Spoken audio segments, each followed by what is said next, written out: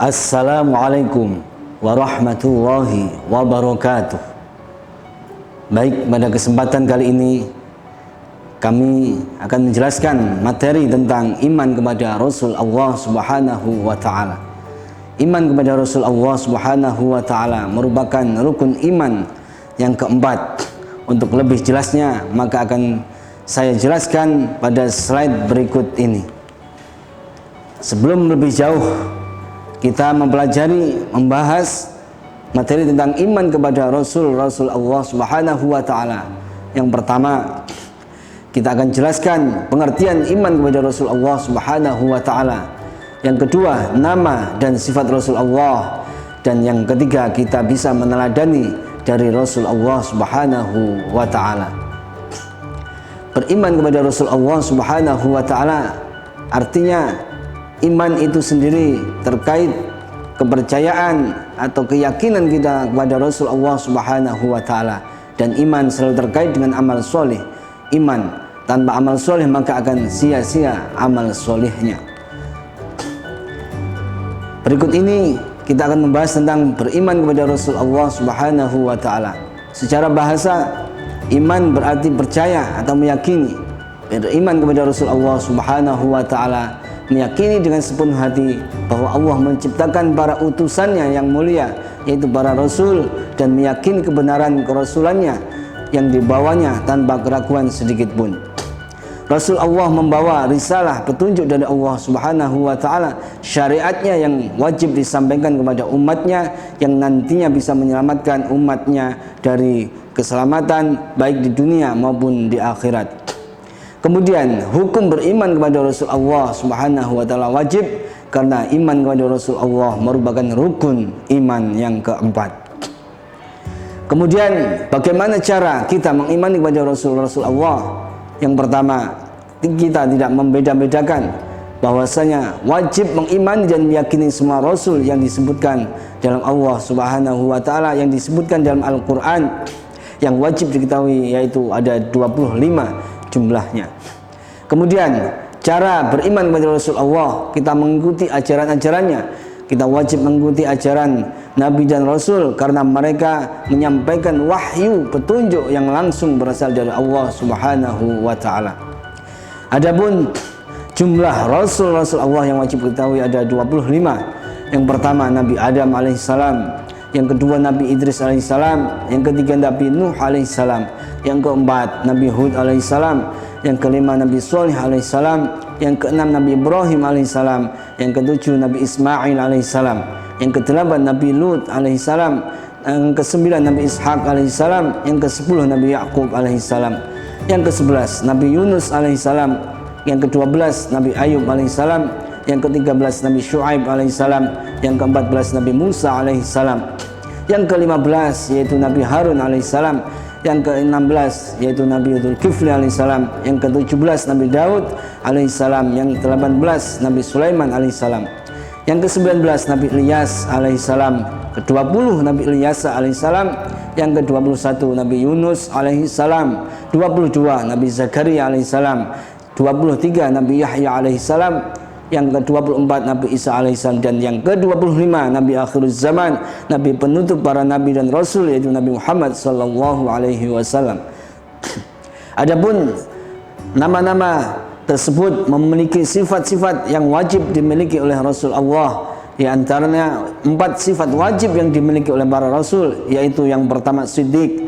Para rasul wajib memiliki sifat benar ataupun jujur. Yang kedua, para rasul wajib amanah, dapat dipercaya. Yang ketiga, para rasul wajib memiliki tabligh, wajib menyampaikan wahyu dari Allah Subhanahu wa Ta'ala kepada umatnya. Yang keempat, memiliki fatonah, artinya para rasul memiliki kecerdasan yang luar biasa. Adapun sifat mustahil, yaitu sifat yang tidak mungkin ada pada diri rasul, yaitu yang pertama, kizib, artinya para rasul tidak mungkin berdusta. Yang kedua, khianat, para rasul tidak mungkin ingkar janji. Yang ketiga, kitman, artinya para rasul tidak mungkin menyembunyikan wahyu dari Allah Subhanahu wa Ta'ala yang akan disampaikan kepada umatnya. Yang keempat, para rasul tidak mungkin memiliki sifat baladah atau bodoh. Adapun ada sifat jaiz yang dimiliki oleh Rasul Allah Subhanahu wa taala yang jumlahnya ada satu, yaitu jaiz artinya boleh. Yang disebut dalam sifat jaiz yaitu al-a'radul basyariyah, artinya memiliki kesamaan dengan manusia, juga makan, minum, tidur, akan tetapi berbeda karena dia dipilih oleh Allah Subhanahu wa taala sama dengan manusia pada umumnya, tetapi memiliki keistimewaan perbedaan di antara manusia yang lainnya karena para rasul dipilih oleh Allah Subhanahu wa taala. Artinya al-a'radul basyariyah, para rasul juga memiliki sifat seperti manusia pada umumnya, yang artinya makan, minum, dan tidur, akan tetapi sifat tersebut memiliki keistimewaan dan tidak mengurangi risalah kenabian dan kerasulannya yang dipilih oleh Allah Subhanahu wa taala. Yang berikutnya kita akan membahas nabi akhir zaman, nabi yang terakhir, penutup dan penyempurna para nabi yang sebelumnya, yaitu nabi yang ke-25, Nabi Muhammad SAW. Nabi Muhammad merupakan nabi yang akhir, nabi yang terakhir, bahkan tidak ada nabi setelah Nabi Muhammad SAW. Maka ketika ada yang mengaku-ngaku sebagai nabi terakhir setelah Nabi Muhammad, maka merupakan hal tersebut merupakan nabi yang palsu, nabi yang tidak bisa kita percayai dan kita yakini. Rasulullah atau Nabi Muhammad SAW nabi yang terakhir, yang merupakan khatimul anbiya wal mursalin, penutup para nabi dan rasul, yang didasarkan, yang berasal dari dalil Al-Quran maupun hadis bahwasanya tidak ada nabi dan rasul setelah Nabi Muhammad SAW. Oleh karena itu, mari kita meneladani sifat dari Rasul-Rasul Allah yang diutus oleh Allah Subhanahu wa taala. Yang pertama, kita dalam kehidupan sehari-hari harus memiliki sifat ataupun perilaku jujur dalam segala hal dalam kehidupan kita sehari-hari. Jujur ucapan, perbuatan, dan sikap yang nantinya bermanfaat dan menyelamatkan kita di dunia maupun akhirat. Yang kedua, kita meneladani sifat Rasul-Rasul Allah. Kita harus memiliki sifat ataupun sikap hormat dan patuh kepada orang tua. Orang tua merupakan orang yang telah berjuang melahirkan kita di muka bumi ini, di dunia ini, dan memiliki pahala yang luar biasa ketika kita mau berbakti kepada orang tua. Bahkan Allah tidak akan ridho selama orang tua kita tidak akan ridho kepada kita. Yang ketiga, hikmah ataupun pelajaran yang bisa kita ambil dari sifat dan dari Rasul-Rasul Allah tersebut, kita harus selalu hormat dan patuh kepada guru-guru kita. Oleh karena itu, Rasulullah Muhammad SAW merupakan nabi yang terakhir dan memiliki para sahabat, kemudian para pejuang-pejuang yang lainnya yang meneruskan perjuangan dari Rasulullah SAW.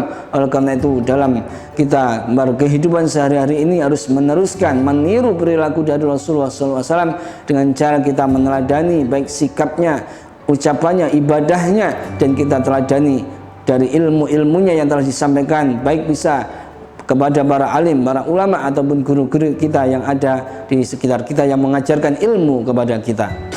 Sekian penjelasan dari kami, kurang lebihnya mohon maaf, semoga bermanfaat. Wassalamualaikum warahmatullahi wabarakatuh.